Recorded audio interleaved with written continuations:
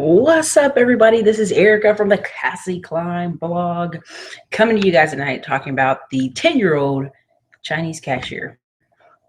So if you saw the thumbnail for this, you probably saw that it was a actual kid cashier. Probably Health Food Services doesn't like that, but who cares, right?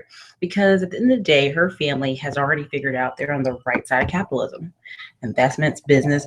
If she's 10 now, imagine what happens at 15 and 20. This family will own real estate, they'll own investments, and they'll move on with their life. A lot of problems we're having in other communities is this whole thought process of, well, Eric, everybody's not meant to start a business. Everybody's not meant to do this or meant to do that. But everybody's not meant to not think for themselves. Expect a Social Security check. These things are not what you're supposed to be doing. A lot of people that are coming to America are coming from countries where they don't have Social Security, they don't have the health care we have, and they realize how lazy we are. Now, you may say, well, Erica, I just don't know about these things. Well, educate yourself. The library is still free. They're still around. Google is your friend. Research. But the difference between this girl and your 10-year-old is not only is she learning skills to talk to people, how to count, how to embrace the future, invest, see how easy it is to own a business. And I don't mean own it as inside running it, but owner operator. That is the biggest difference. When people say, Erica, you have a painting company? No, I'm an owner operator. What I do is I make the calls, I follow up the payroll, I check on profit and loss, I get out our marketing, but other guys paint. And that's what you're seeing here. You're seeing a lot of these Asian families where they are heavily invested in the ground, kind of so you can see what's going on here, right? So it's important for you guys. Sorry about that. So what you're seeing here is a lot of these families have already prepared themselves for the future.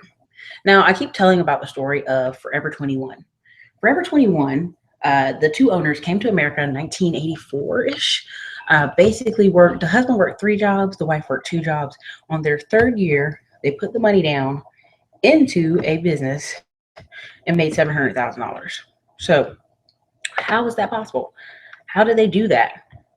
They did that by knowing what side of business they wanted to be on. She wanted to make clothes. He liked the designs. They also wholesaled a lot of things from China and Japan when they realized how much money they could make. And that's how it all got started. So you have to really be careful about the thoughts you're putting in your kids' heads about getting a job. Things around this house cost money. What are you contributing? Because I'm seeing adults now who all they know is, well, I just got to get a job. And I tell you guys over and over about the video of the guy who was like, I've been unemployed for 7 years and doing different things. And now someone finally took a chance on me. And he was crying. A grown man was crying. When any point in time in history, he could have just went on YouTube and learned, hey, I could do Amazon for FBA. And my girlfriend or my wife or my mom give me a few extra dollars to buy some wholesale stuff, turn around and sell it. Or I could become a landscaping guy, or I could become a painter. Any number of things, haul junk. He was a big burly guy. He could carry a moving company. But people are in a position on the wrong side of capitalism.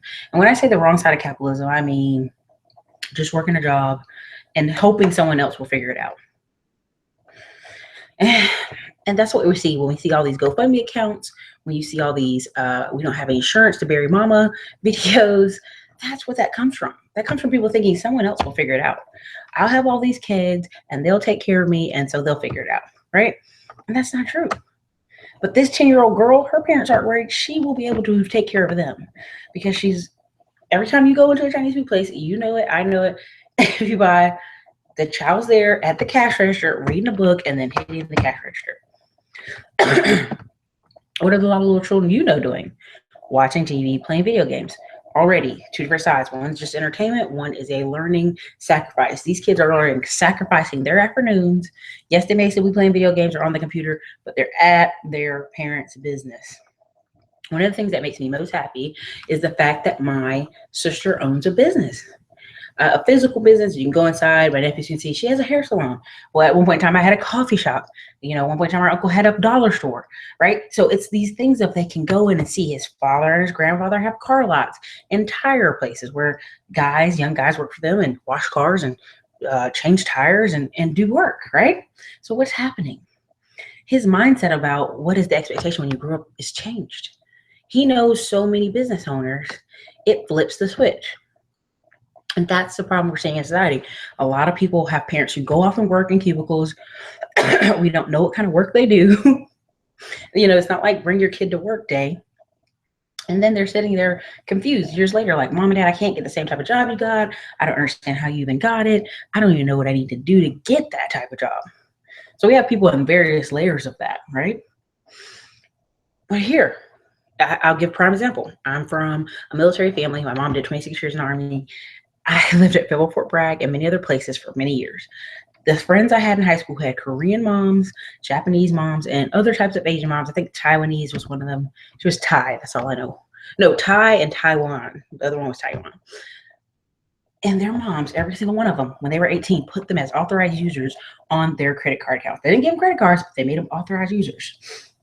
And they had them at flea markets on the weekends. They had them opening little hole-in-the-wall shops where they were the business owner. And it was crazy. Some of them didn't work.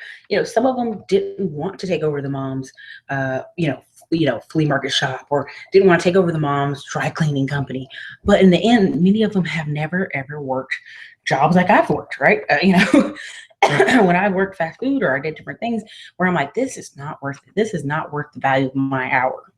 And people are like, well, what makes you think that? Well, what makes me think that is the fact that I've owned a business before and I know how much value of my time is. And I think a lot of people don't know the value of their time. They're sitting at places doing lackluster work, bored, unenthused at work. And instead of going every day, how do I figure out how to get out of here in the next 2 to 5 years? People are buying cars, they're buying vacations, they're buying temporary happiness packages. Instead of going, you know what, if I buy a house, me and my wife, rentals every year for the next 10 years, we're free. We're done. If I put, $1,000 a month between the two of us into Lending Club or many other investments, or REITs, REITs, we're done in several years, right? But they're not thinking that way. They're not saying, let me become the banker. Let me lend and get interest from people. They're going, how can I get that nicer BMW? Because I got this raise from my boss. How can I do these things? And so for a short period of time in your 20s and 30s, some of your friends that you're like, man, they're living the life. They got all this stuff. It's the guy in the 30s and 40s and 50s that owned a business all those years that you will see surpass them and have a higher quality of life. When I was joking about my friends' parents having flea markets, now I look back, they have not worked since college. That's been high school and college. They've been going on 10, 12, 13, 14, 15 years of not working. And so working a job, when I mean working, I mean working for other people, or working at a job they hated, or working fast food, like none of those things. They didn't do any of those things. So that's why I spend all my days reading, absorbing, creating things that help others and help myself. And I go, listen, this is what I'm doing.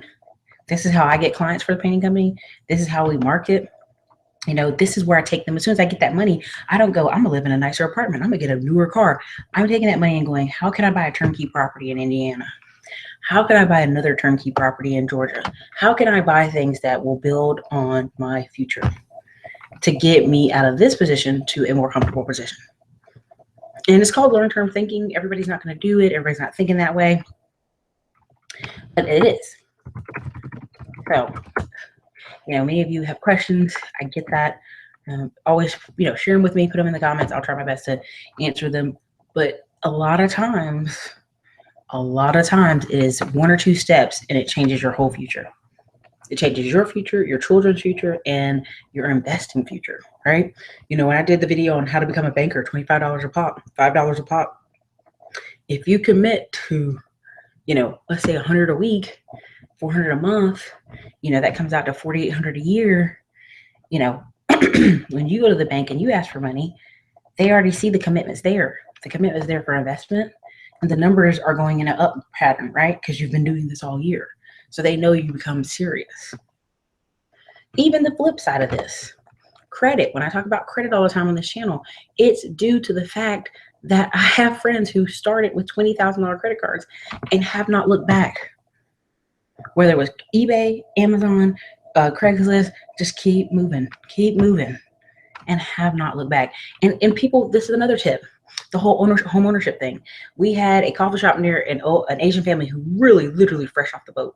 Daddy didn't speak much English. It was very rough talking to him, but they owned a little house, a $25,000 house. They bought, and they cleaned it up. And then 2 years later, when we look back, not only did the son have a house across town, mom and daddy had a house across town. A brother they bought, new to country, 19 years old, he had a house across town, and that house was a rental property because they had already paid it off. And that was in 2 years. But of course, you're going to say, well, Erica, the brothers living there, the younger brothers living there, mom and dad's living there. Of course, they should have paid off. True. Teamwork makes it get there faster, but also the fact it's a $25,000 house. A lot of times people say, well, I'm not living in that neighborhood. I'm not being bothered with that investment. That doesn't seem like a lot of money. I want to flip my money. I want $500 to come up, $2,000. And that's not always possible, dude. It doesn't always work like that. There's some investment that will be had. If you really look at some of the real estate I talk about on this channel, you put $10,000 down and they're paying $850 to $1,000 a month on that property. And then the year you've made 12 grand. Now, a lot of you are going to say, well, you put 10 grand in, you got 12 grand out. Now, a lot of you are going to say, well, Erica, insurance and taxes and, anything miscellaneous things that happened to the property came out of that money. True, but you started off 2 grand higher than you put out, right? And that's how you got to kind of look at it. You're going up and up and up every year, and the returns and the values and the numbers are in your favor. So look, everybody, this is Erica, Classy Climb Blog, and to that 10-year-old Chinese cashier, you are winning. And when you're 22, life will be golden and you'll probably be driving a Lexus. So I'm just saying, everybody have a great night.